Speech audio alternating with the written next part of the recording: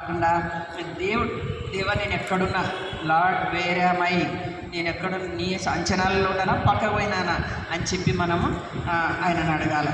కాబట్టి నేను నీకు లోబడతాను ప్రభువా, నువ్వు నాకు కావాలి ప్రభువా. బేతనియా కుటుంబంలో మరియా, మార్తా, లాజరు ఎన్నిసార్లు దర్శించినాడు. ఆయన యెరూషలేములో ఉండాలని ఇష్టపడలేదు, వాళ్ళ ఇంటికే వచ్చి ఉండాలని. మా ఇంటికి కూడా బేతని అని పేరు పెట్టుకున్నా, ఎందుకంటే బేతని అంటే యాక్చువల్గా బీదల గృహం అని అర్థం, మీనింగ్.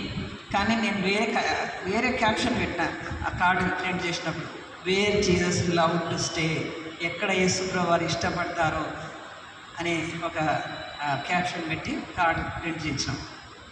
సో ఆయన ప్రభుత్వానికి, ఆయన రాజరికానికి ఒప్పుకోవాలా.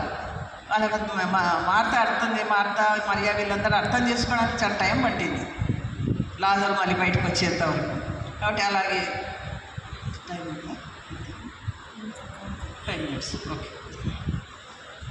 కాబట్టి బాగా గమనించండి, ఒక హోంవర్క్ పెడతాను. ఆదికాండంలో మొదటి 2 అధ్యాయాలు చదవండి, ప్రకటన గ్రంథంలో లాస్ట్ 2 అధ్యాయాలు చదవండి. రెండింటికి దానికి చాలా పోలికలు ఉంటాయి. మీరు కనిపెడతారేమో కనిపెట్టండి. కాబట్టి ఈ ఒకే విషయాన్ని ప్రతిబింబిస్తాయి, మీరు చదివితే మీకు అర్థమవుతుంది. కాబట్టి వాక్యాన్ని మనం కొంచెం ప్రభుని అడగాలి. నాకు అర్థం కాలేదు ప్రభు, మన టీచర్కి ఏమైనా అర్థం కాకుండా మాకు ఈ లెక్క అర్థం కాలేని వస్తారు కదా మన దగ్గరికి. సో అలాగే మనకి ఇది అర్థం కాలే, నాకు కొంచెం అర్థమయ్యేటట్లు చెప్పు ప్రభు అంటే ఆయన హీ సో గ్రేషియస్ అని, ఎంతో దయగలవాడు. మనం ఆయన దగ్గరికి పోతే చాలా అనుకునేవాడు. కాబట్టి ఆయన తప్పకుండా మనకి ఎన్లైటన్ చేస్తాడు. కాబట్టి మానవునికి దేవుడు ఇవ్వాలనుకున్నది దైవిక జీవం. ఈ యొక్క దైవిక జీవం మాత్రమే నిజమైన జీవం అని ఉంది యోహాను ఫస్ట్ జాన్స్ లెటర్లో 5:12. కాబట్టి కుమారుని ఎవరైతే స్వీకరించారో అటువంటి వాడికి వాడు జీవం లేనివాడు. రోమాపత్రిక 8వ అధ్యాయంలో కూడా ఏముంది, క్రీస్తు ఆత్మ లేకపోతే వాడు నా వాడు కాడు. భయం ఒక పెద్ద సిస్టర్, పెద్ద భద్రాలను అమ్మ ఏందమ్మా ఆయన నేను చదువుతా, లాస్ట్లో ఉంది, దయచేసి ఎవరైనా తీయండి. రోమీలకు రాసిన పత్రిక 8వ అధ్యాయం లాస్ట్లో ఉంటుంది చూడండి, మొదటి పారాగ్రాఫ్లోనే ఉంటుంది. ప్రభు ఆయన ఆత్మ లేనివాడు నా వాడు కాదని ఉంది. చాలా కష్టమైన మాట అది.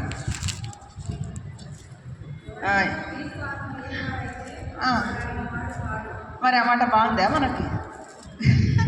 అలా మనం డీప్గా ఆలోచన చేయాలి ఈ విషయాలు. ఎవడైనా క్రీస్తు ఆత్మ లేకపోతే వాడైన వాడు కాడు. పెద్ద సిస్టర్ ఆమె, చాలా భక్తి గల ఆమె. అంటే మనకు తెలియదు కానీ వాళ్ళ భాషలు అన్నీ మాట్లాడతాం. అటువంటి ఆమె ఈ మాట అడిగింది. నా భయమేస్తుందమ్మా ఈ మాట అని అంటే, నేను తర్వాత అనుకున్నా, మనకందరికీ ఆయన ఆత్మ ఉంది. మనం ఆయన ఇక్కడ కూర్చొని ఆయన మా దగ్గరికి లోపలికి రావాలనుకుంటే భద్రంగా కూర్చొని తలుపులు వేసుకో, మేము మాత్రం మా పని మేము చేసుకుంటాం. అందరికీ ఉంది. ఎవరైతే మనం ఒక విత్తనం ఉందా, అది ఎట్లా బయటకు వస్తుంది? దాంట్లో జీవం నాటినప్పుడు పెంకు పగిలితేనే కదా దాంట్లో జీవం వచ్చేది. అలాగే మనము మన వ్యక్తిత్వం అనే ఆ సోల్ అనే పెంకు పగిలితే కానీ దైవిక జీవం దాని నుంచి బ్రీచ్ దాంట్లో నుంచి బయటకు వచ్చి ఆ జీవం మన యొక్క మనస్సును, మనస్సాక్షిని అన్నింటినీ మన ప్రవర్తనను అంతా జీవంప చేస్తుంది. కాబట్టి ఇంకా లాస్ట్లో ఒక మాట చెప్తాను. యోహాను సువార్త 19వ అధ్యాయము 34వ వచనము. ఇది చాలా ఇంపార్టెంట్, మీరు కొంచెం జ్ఞాపకం పెట్టుకోండి. ఇందులో 2 పార్శ్వాలు ఉన్నాయి. ఏంటంటే యేసుప్రభువు వారు సిలువ వేయబడిన తర్వాత